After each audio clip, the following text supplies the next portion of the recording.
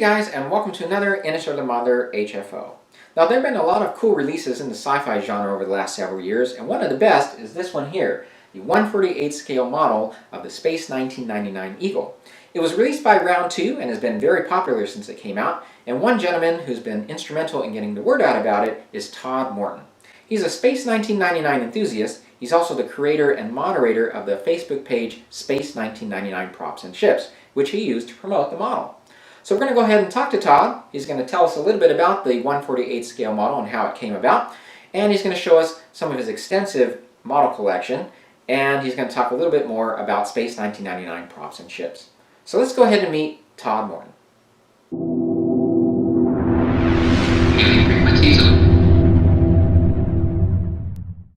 All right, hi Todd. Hey, Oggie, how you doing? Good. Thanks for being on Interstellar Modeler. Oh, this is a pretty neat little experience for me. All right. Well, hey, let's go ahead and get started. What I want to do, first of all, is to take us back in time here to the fall of 1975. I think that's when Space 1999 debuted. And you're watching the show. And can you tell us what is it about that show that connected with you and still resonates with you today that makes you such a big fan? Actually, it was before I even got to watch the show. I think I was in between 10 and 11. See, 76, I was 10, so maybe a little younger. But my next door neighbor was about 4 years older than me. We related on certain things because he was a sci-fi guy, and he built models. I mean, he did all kinds of stuff, and I just thought he was fascinating. And he had the model of the Eagle on one of his shelves in his bedroom, and I got to looking at it the first time. I was like, that is too cool. And I just couldn't keep my eyes off of it or my hands. I kept asking him, can I look at it? Can I look at it? And I think I pestered him for it had to have been 6 months. I mean, every day I'd want to go over there and just grab that thing up. And he finally ended up giving it to me. Oh, wow. It may have been like, here, take this. I see you enough. Go away. I don't know what it was, but my dad and I used to watch Star Trek together, and I think my dad saw the show or maybe a promo for it and said, that ship you got right there, I know what show it is. So that's how I got to start watching it. And it was the actual Eagle that caught my eye, and I've been fascinated with it ever since. Are you a bigger fan of season 1 or 2 or both? Or season 1 definitely for me. But I did watch season 2. I remember Maya. I remember the monsters and stuff like that. And as a kid, that was okay. That stuff didn't, resonate as goofy. It was more like, it was kind of like Star Trek to me. They had the monsters and, the aliens and stuff. Right. So, but at this point, season 1. All right, let's go ahead and move on to the 1/48 Eagle, which has certainly generated a lot of excitement in the sci-fi modeling community. Since you're acquainted with the team responsible for it at Round 2, and you yourself having played a big role in promoting it and making it a success, what can you tell us about what it took to make it a reality and bringing it to market? Jim Small has been talking to Jamie Hood of Round 2 Models. He is the guy that he's in charge of that type of stuff. And Jim has been in his ear for years and years and years. I think Jamie just said, it's time. I'm going to listen to Jim, and I'm going to take this to my boss, and we're going to try and get this. They already acquired the Space 1999 license. I know they purchased AMT, Polar Lights, MPC, all those companies. So they had the Eagles already. They just had to make a pitch for the 1/48 scale. I think they brought on board Chris Trice and Daniel Perdome. Daniel Perdome is the one that did the blueprints for it. So once they had the blueprints, they had Jim and Chris. They had everything they needed to get a accurate model done, and they just went to town on the design of it. And Jamie made it happen, and here we are today with that. That's kind of the condensed version, but it was those 4 guys that made it happen. Yeah, and then you came into the picture really with a lot helping to promote the model kit and get people's interest in it. Is that right? That's kind of what Mm-hmm. I've basically been pushing the promotion, and Jamie's an awesome guy. He listens to the people.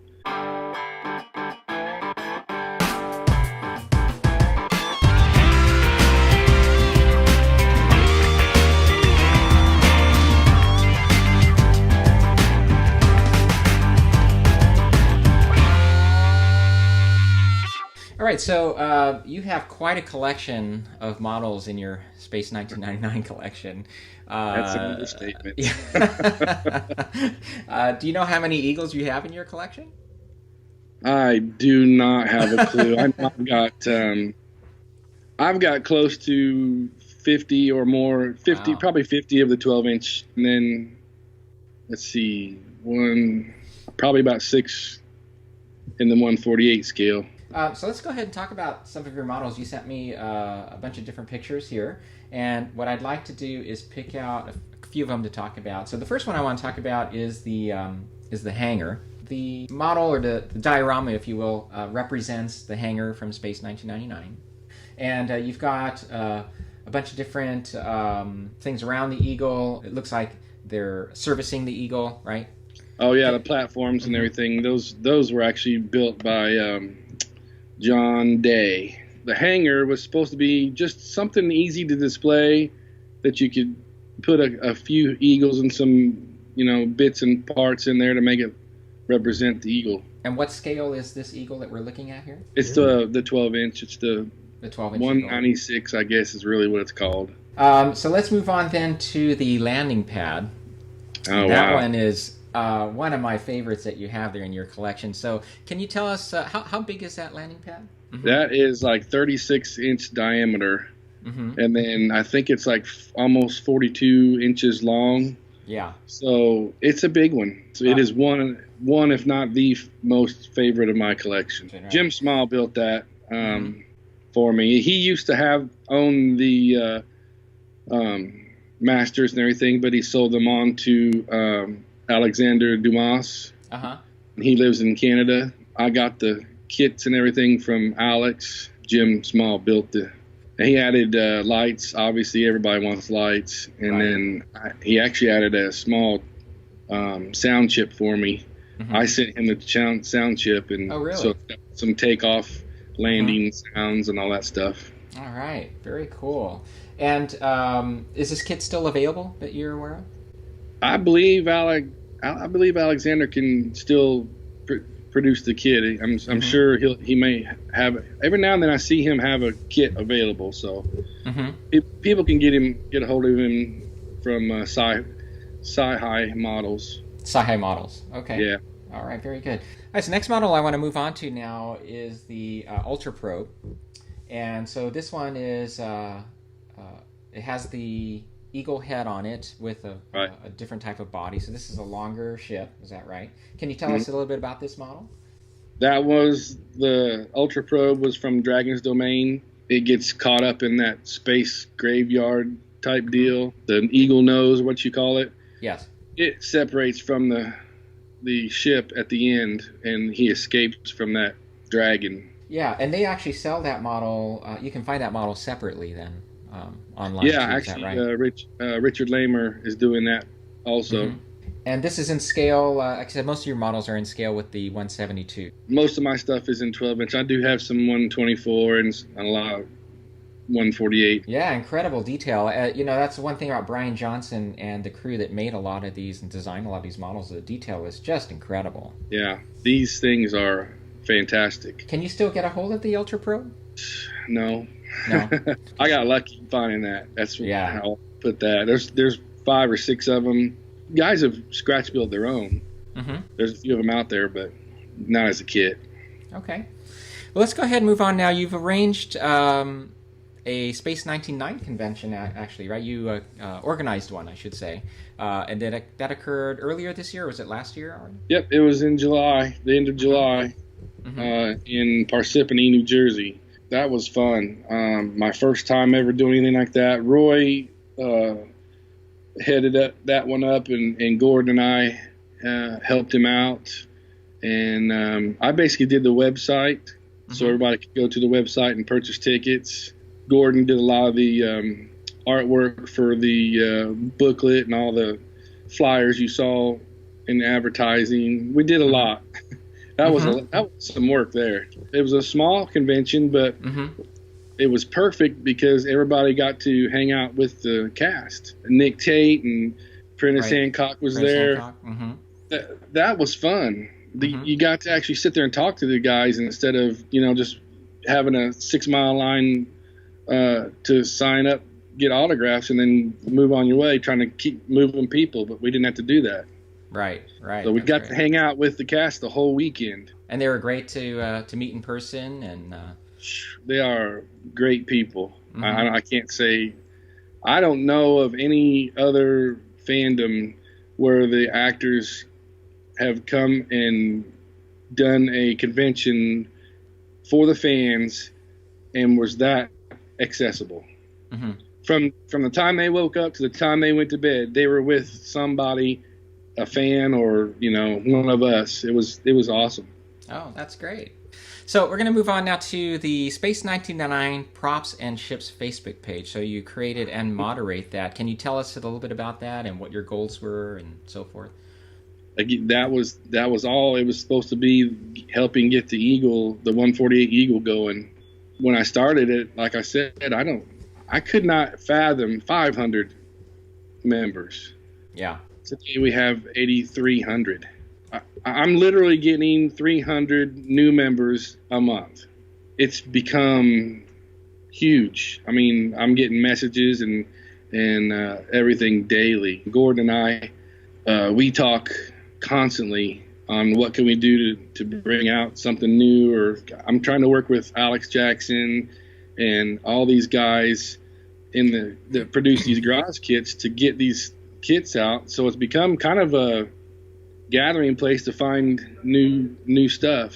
Yeah, and as you mentioned, though, this is a great place for anyone who is currently building the Eagle. They get great advice from other builders. It is just incredible what people have done with that model. As you can see, I added a few things to my own Eagle here with lighting and that sort of thing. So the model is such a fun kit to work with. So I would say to anybody who's interested in building that ship to really sign up as a member, because not only do they get advice from other modelers, but they also post pictures and and this group is by far the best at helping each other out. I mean, all these people are willing to help. I've had my health problems as far as my back surgery and everything. I wasn't able to feel anything with my hands. A lot of that's coming back now, so I may be building my own for the first time soon. So as we wrap up here, I wanted to ask you, they've come out with a couple of other things for the Eagle. Can you talk a little bit about the other kits that have come out? The Eagle that came out just recently is the cargo winch Eagle. That's the one in the episode Breakaway where they pick up the canisters and move them, trying to disperse them out. That's already out. There is a kit coming out that is called Area 2. It comes with the canisters. It's got the figures. It's got the moon buggies and the silo covers and lights. And then they've also got the pre-assembled 22-inch Eagle coming out. Oh, that's right. Yeah. And then the other thing you can buy for this Eagle too are the engine bells, which are made of metal. All the aluminum parts are available for that, except the only thing you can't get from round 2 is the round sensors on the command module. Mike Reeder obviously gets that stuff for us. Now that we're talking about it, I'm thinking, wow, we've done a lot in 3 years. You have done a lot, yeah. And as a modeler, I have to thank you for not only for you as well as the other rest of the team that brought that Eagle to market. Because we all, we build these models and we go, gosh, this is so inaccurate. I remember for years that was the one that was available as the NPC kit, and you would just see all these little things that you'd love to fix. And man, this is just a dream come true for a modeler, a Space 1999 fan for sure. I have to tell everybody, Daniel Perdome, Chris Trice, and Jim Small and Jamie Hood Those guys were the four key people to doing that. You know, I'm basically riding their coattail. That's me. I'll admit it. Well, is there anything else you'd like to add here, or tell the modeling community before we go here? This is a 40-year-old show, and some of us are in our 50s now. So try to pass it on down to the younger generation, because we're not going to be around forever. Go out there and get this Eagle and show your kids or friends or whatever. And if you're not a member of Props and Ships, join up. We're good to go. We're helping everybody. All right. Well, thanks again, Todd, for being on, and I really appreciate it. Thank you. I appreciate it. Take care.